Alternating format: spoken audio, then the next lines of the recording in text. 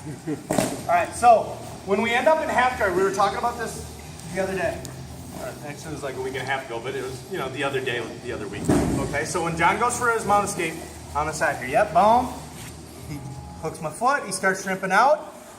I want to be settling my weight back. Okay, my knees are tight. All right, we don't want to give him that window to push on my knee and re-guard me. The more open I am, the easier it is for him to get underneath me, start stretching me out, right? Start attacking me. So when he hits his escape, I want my knees pinched, okay, on his leg almost. My weight's back on my heels, and I'm covering almost inside his shoulder. I'm trying to get inside control. Once I get that control, then I can start stretching him out and flattening him out. Okay, but if he's up in a little ball, it's hard for me to try to flatten him out. Make sense? So I want to control first. My elbow's inside, all right, my hand's inside, especially if I don't already have the underhook. Then I can start cross-facing him, digging my underhook. But even still, you see how my knees are tight to him? I'm not all spread out. My hips aren't up in the air, making space for him. When I'm on top, I don't want to allow space. His goal is to create space. Make sense? Diametrically opposed. I think that's the right word, right? Yeah, he's a doctor, he's smart. Okay, so, my weight's down. Yep. Don't do this, because now he's on top. But John's going to do the same thing to me, right? This makes it very difficult to hook his leg.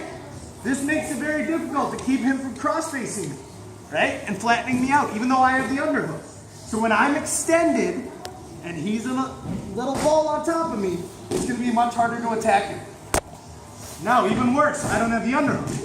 And he's controlling this inside space. I got to have a plan B. So that's what we're going to talk about today. All right, my sweeps aren't available. I need another option.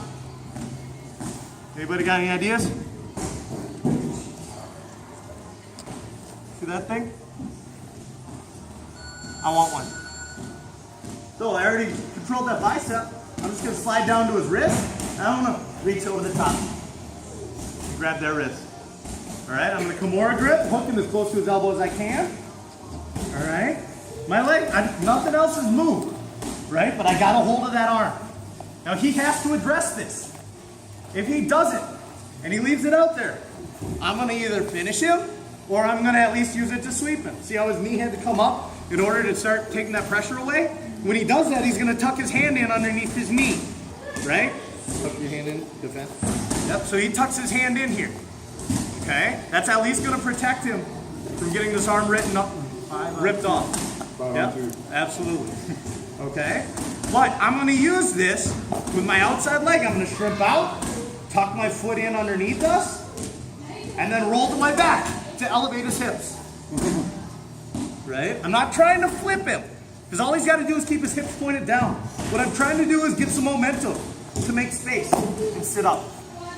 And I can let go of that. If you want to hold on to it, we got a whole Kimura series we can use from there. All I'm trying to do is make enough space to get my jailbreak in.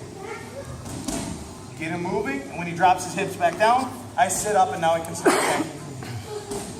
Okay? So just introducing that Kimura grip. Anytime somebody is starting to, but even if he's just passing my guard. So I'm standing out there, right? He starts to pass my guard, right? And this hand is available. I'm going to get a hold of it. Okay, he's got to address it. I'm going to keep that space. And now we can go into our Kimura trap series. It's a whole other class period. But right now I just want to get used to that idea of if an arm is left out in front of me, I'm going to be able to attack it. My head's too far across his body. Remember how we talked about wanting to get around him when we're in that underhook? Right? Now I can start coming up to my knees, start attacking, getting in my dog fight. If my head is too far across his body and his hips are back, I don't have that option.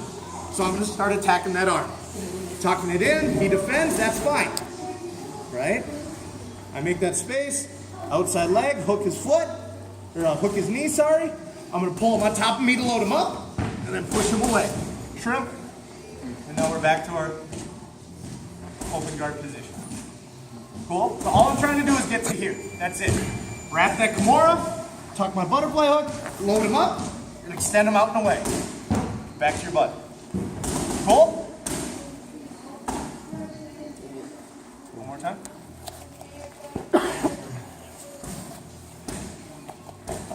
We just want a dog hand. Alright, so he shrimps out. I'm going to suck my weight back. so he can't stretch me out. My arm is out there.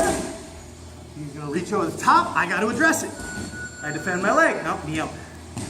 Yep, tuck the foot in. There it is. He goes to launch me over. I stop it. He's gonna pull back through, and he doesn't have to let go here.